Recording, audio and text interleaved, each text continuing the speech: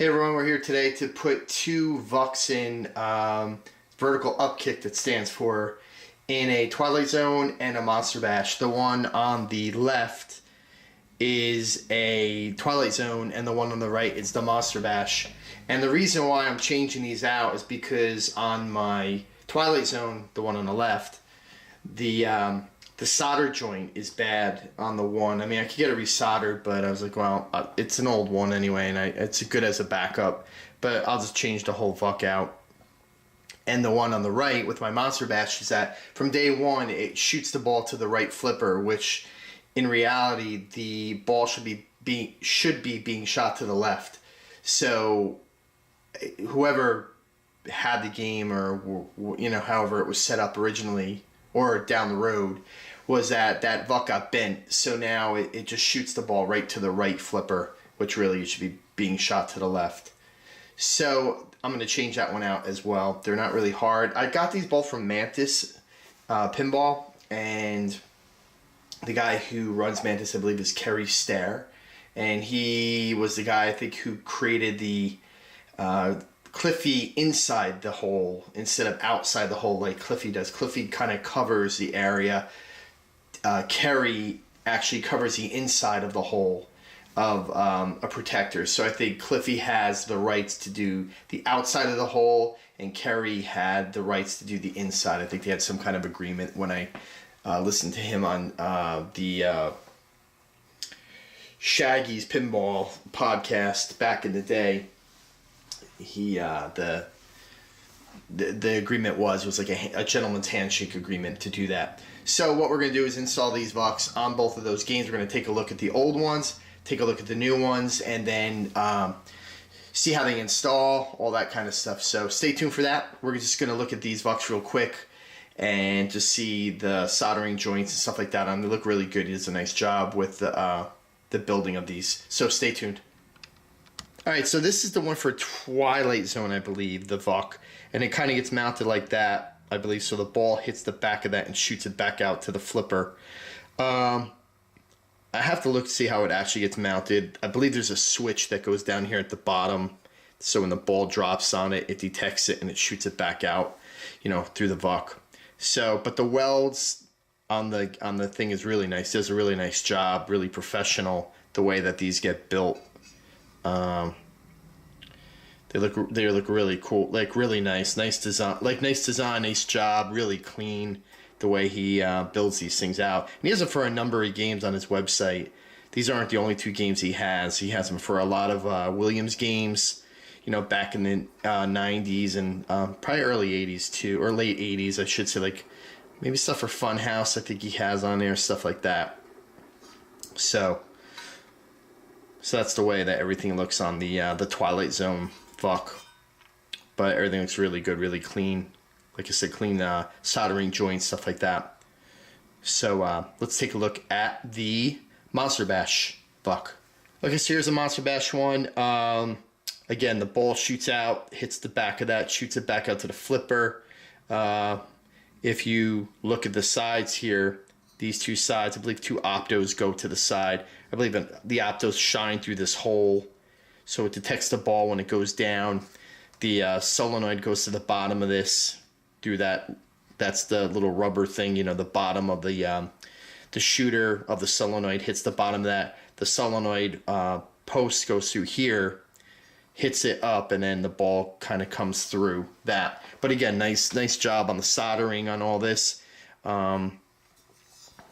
I would think that he makes them a little more durable than the ones from the standard ones or the original ones that came with the game. I'm sure he kind of puts a lot more into these, because I know on Twilight Zone, one of my sides is the soldering is popped off, the joint, and that's probably what happened with a lot of these, especially on Twilight Zone. That VUK just gets banged into, kind of like Kiss. Stern-wise, it's so close to the front of the playfield. Same with Adam's Family, I bet too. I bet those just get like mutilated over time. So this is the Monster Bash one. Looks really good, just like the Twilight Zone that I have. So let's go take a look at the games and see the old VUK and see how it's set up and take it out and install the new ones. Stay tuned.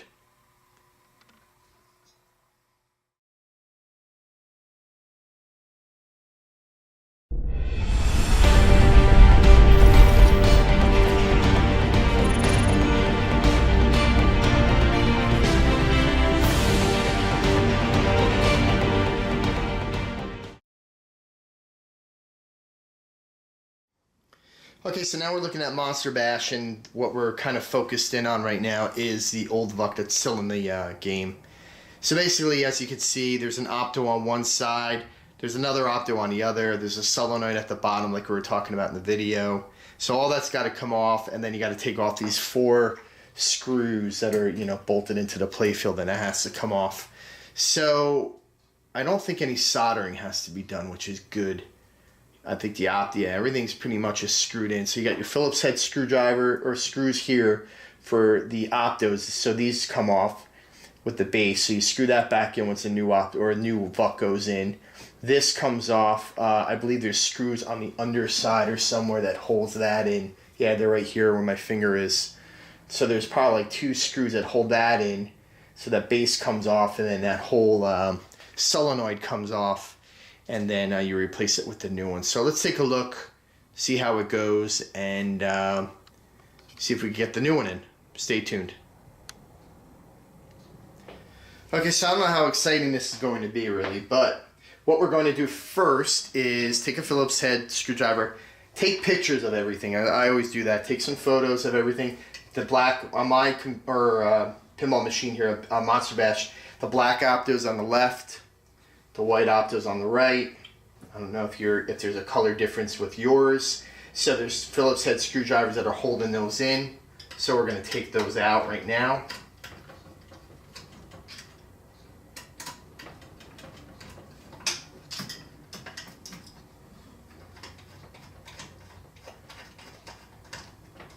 So that's one side out. You know, and always look to see where your screws go and stuff like that. This has fell into the wiring harness. So on the other side, if I could find it, it's one screw.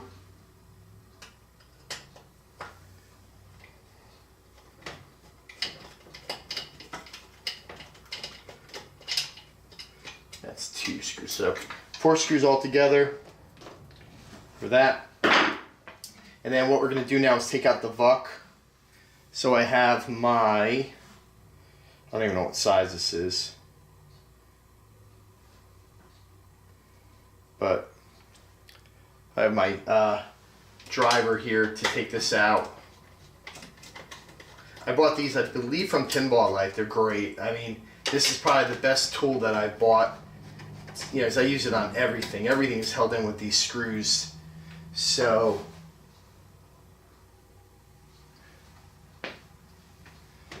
on the bottom of this VUK, it's a little bit different because there is on mine, there's a screw, right, that somebody had the wrong bolts for. Let's see if I have a wrench here big enough to fit.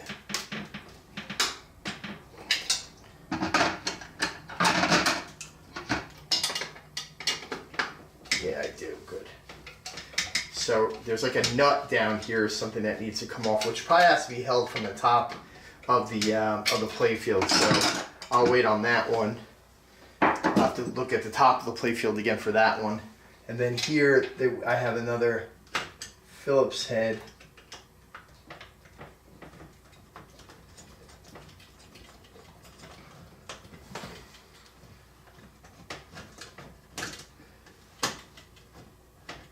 Which might, I think it's coming out.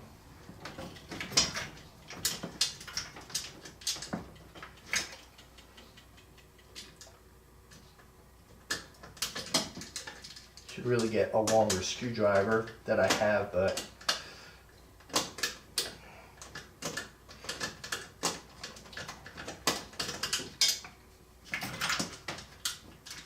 so that's coming out loose. So let's look at the top of the playfield again and just see what's holding that the nut at the bottom over there in, because something has to be held from the top of the playfield to get that nut out. Stay tuned.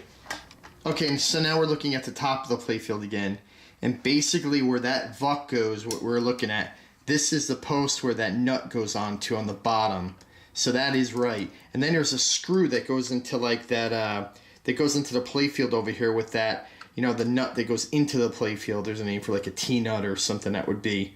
The screw goes, like the Phillips head screws into that. So those two screws were right. They're correct of what was originally on the game. So we have our Cliffy here, Cliffy protector.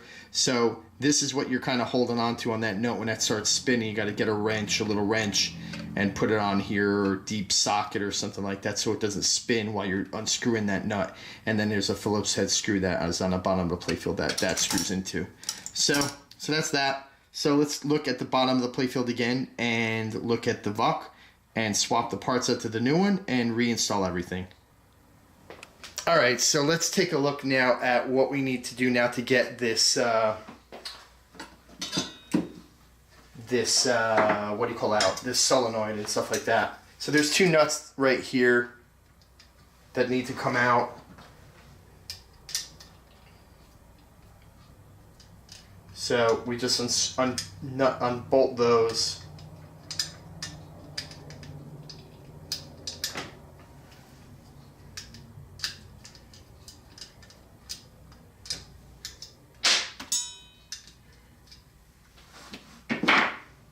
And then the hopefully the solenoid just kind of slides out like that. So now the solenoid comes out. Take our new one, which is here, and then just put that one in, and it has to go up. So if you're looking at this, I'm doing this with, you know, one hand kind of. The top of the solenoid goes where my thumb is, through that hole, because that's the top of the where my thumb is behind it. That's the top of the VUK. So the VUK kind of goes something like that. When it goes back in, I know my hand's in the way, but the VUK goes like that, and the solenoid goes like that.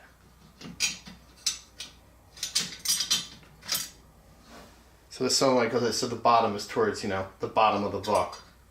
So let me put that in. So just line up your holes, kind of get your solenoid. It's kind of hard with my hands in the way. There's no really other way to get around that. But this comes out like that.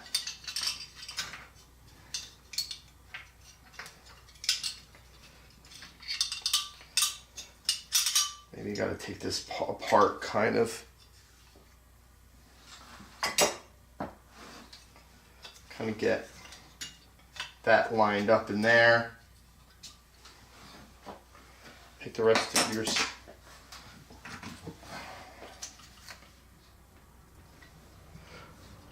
While I have it apart, let me just clean it really quick. Okay, so now that you look at the VUK, the new one, everything, I screwed everything back in. The two nuts that go in the back, the two optos that go on the sides. I don't think it matters which side you put which one on. They're both, one's a receiver and one is the, you know, the one that receives the signal and one that lets the signal out. And then again, these are the two nuts here. And basically too, with the solenoid, I changed the inner sleeve too, because it was cracked at the bottom here after all the wear and all that of the plunger going up and down to the solenoid. So I just changed that. There's a big crack in the top over there. So I changed that out. So what we're going to do now is put this back in, and it kind of just goes in the way that it did. The post kind of has that part on there, you know, that you just put it over. So we put it like that. Make sure that, you know, it's free, your plunger, your solenoid when it shoots. I also changed the rubber stop and put a rubber stop at the bottom of this one too, of the new one. So we're just going to screw this back in, holding the post on top of the playfield while I put the nut back on, because that's just going to keep, you know, rotating as I turn it.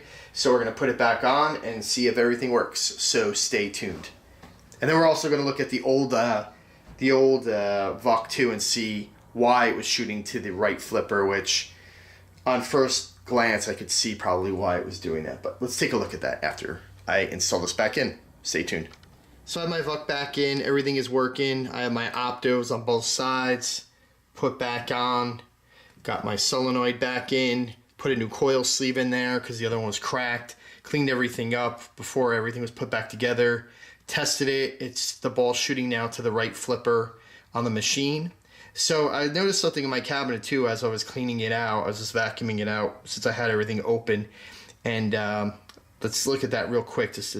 I guess they use like old cabinet parts from other machines that were either going to be garbage or something like that. So let's take a look. So this is the part that separates, like, say, the one part of the cabinet to the front, you know, where your power supply and everything is. So it looks like they use an old No Good Gophers cabinet to use that piece of wood. You know, I guess they recycled their parts, so they used a No Good Gophers cabinet to use as that piece of wood. So I'm sure other cabinets are like that too, but I just noticed that as I was cleaning mine out. So that's that. So let's look at the old VUK and see why it was shooting to the left flipper instead of the right. Okay, so now we're looking at the old VUK, and you could see the slight bend to the top part to the right, and the one side is cut off as well, right there. So it looks like this was kind of jury-rigged for this game for it to work in here, I guess. I don't know the reason of why it was mangled so badly, but that's the reason why it kept going to the right flipper. So this is straight, and you could see that slight bend to the right on the top part of this VUK. So yeah, it's in pretty bad shape. So it has a lot of wear on it. A lot of use out of this piece of metal, I'm sure. So I thought that was interesting of why it wasn't working. So this will probably just go right into the garbage. These look like re-welds, tier 2. So let's move on to Twilight Zone, change the VUK in that, and see how easy or hard that one is. Stay tuned.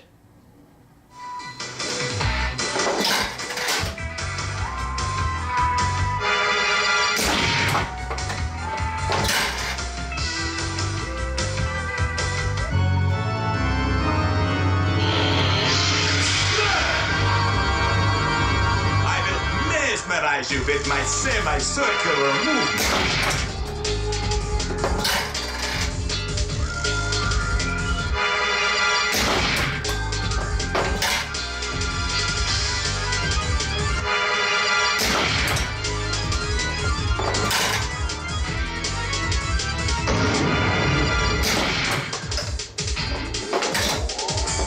Look back, kiss myself.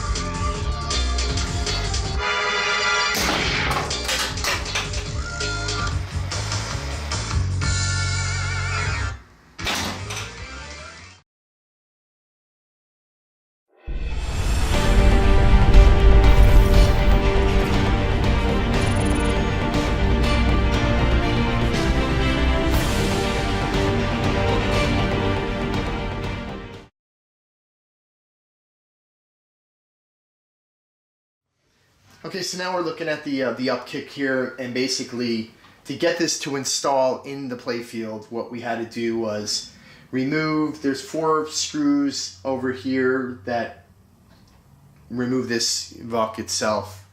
On the sides here, here, and here, and here.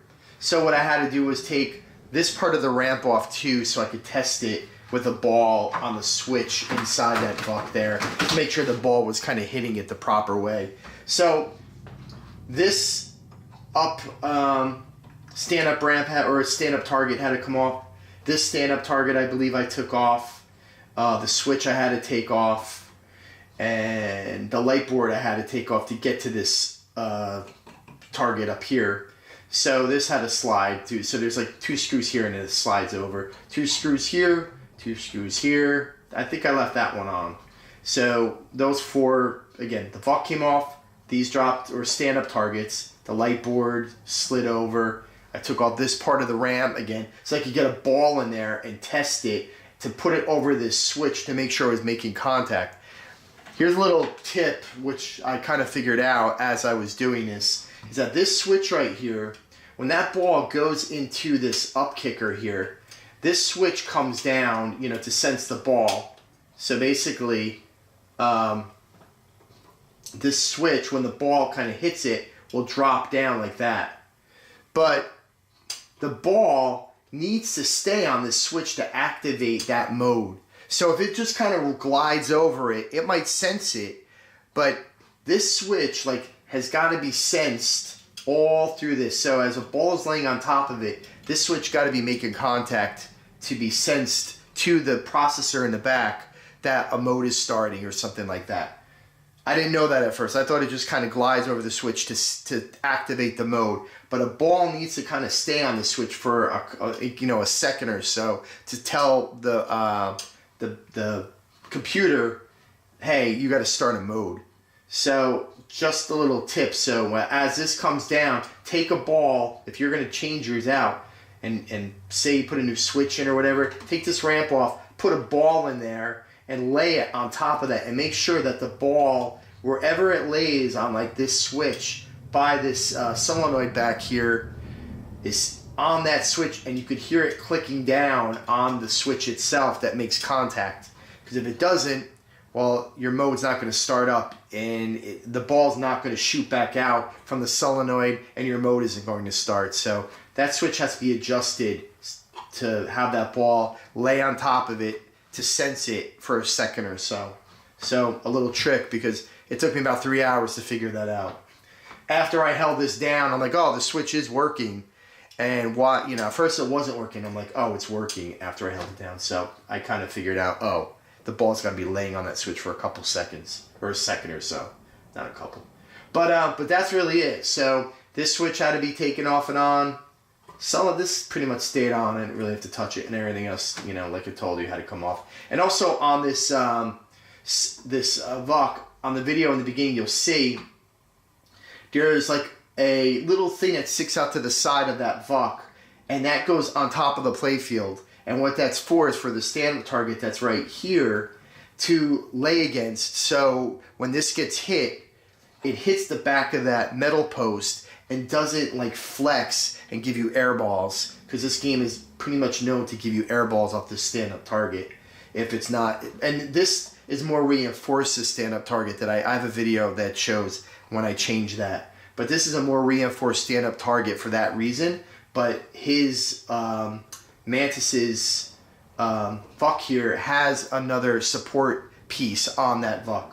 So that's just what that's for.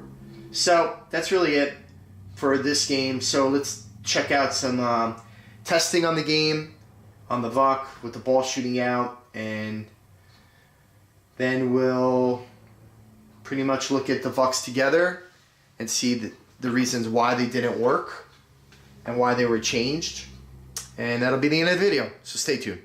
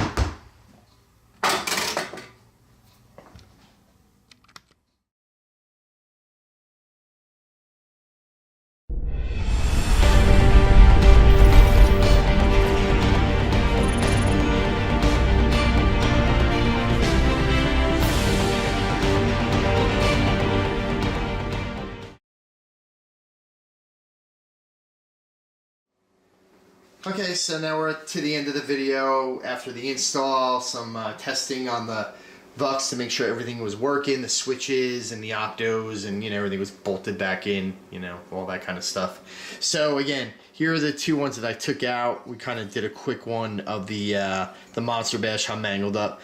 But with the Twilight Zone one here, if you look over here, the solder is totally, or the weld is totally shot, and the piece that kind of goes over that's supposed to be welded is totally off the up kick here. So that was a part which I kind of always knew when I bought the game it was like that. I just never had it fixed, and I knew it was messed up. So that's definitely a problem, because when the ball hits this piece, you know, it kind of there's a big gap in here, and it just bangs the ball around, and you know the ball could come out of the VUK at, you know, crazy different positions or whatever. And even when shooting it, you might get bounce backs or rebounds or something, air balls, you know, who knows. So that's the problem definitely with this VUK. And then this one with the Monster Bash, as we looked before, yeah, we could tell that this thing is pretty banged up too. Just had some pretty good play, if I could get a good shot in the video here of this. So yeah, like the whole piece over here is broken off, like compared to the new one. There's a piece that kind of sticks out here. This is angled to the right.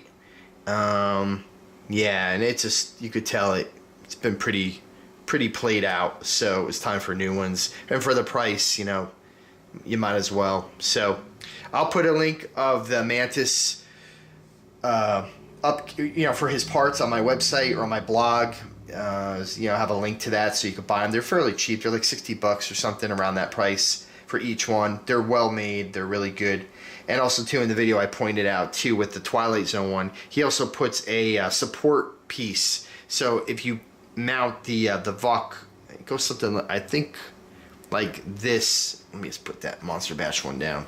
So it goes something like, I'm trying to think. Yeah, so if the ball comes out this way, it goes through the playfield with this piece up through the playfield, and then this kind of goes to the playfield to mount.